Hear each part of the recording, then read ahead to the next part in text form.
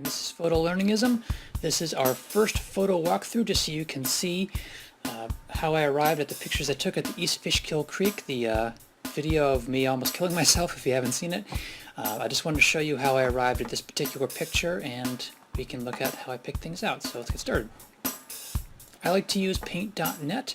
It's a really fantastic free application that has a pretty strong community of followers and contributors for plugins and things.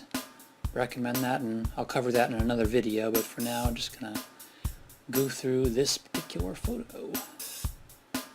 Alright, so started out with just a little bit of color. It was the kind of day where it was overcast and extreme light, extreme dark, a couple things to deal with. So we're gonna first balance that out a little bit. I'm going to make this additive here and scale it back just a little bit so we can get a little more detail. This works this way because the images were shot in NEF in RAW, and it maintains a lot of the imagery data, so it gives me better control after the fact. So that is how we can do that. Flip that over to black and white. We can already kind of see how the details are becoming sharper.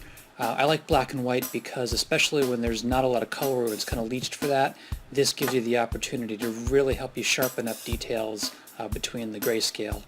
So I'm going to use a graphical tool, which is pretty much like brightness and contrast, except a graphical way of doing that. So this is the way I do it. If you like numbers, use brightness and contrast by all means. You can kind of already see how details are popping. Ice is really kind of coming out. You can see the snowflakes. It's very helpful for that. The last little bit I like to do is to use focus. And there's a plugin that somebody wrote called Focal Point. If you wrote it, thank you so much. It's beautiful. This tool allows you to set an area that you want the eye to end up in. And that's why I like it so much, because it really gives you almost like it helps you set a treasure map of where you want the eye to go, and that's why I love it.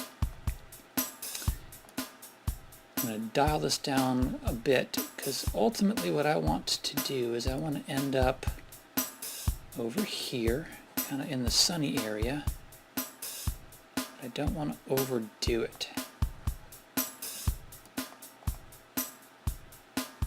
Just want to take down the blur, again, just enough because I want the eye to be able to figure it out, but not so much that it's irritating, because that's something else though.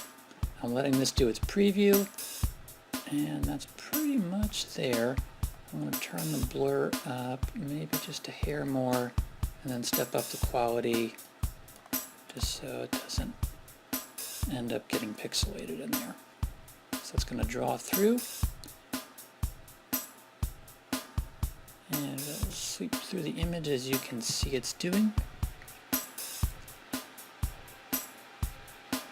That hum, if you can hear it, is my computer revving up.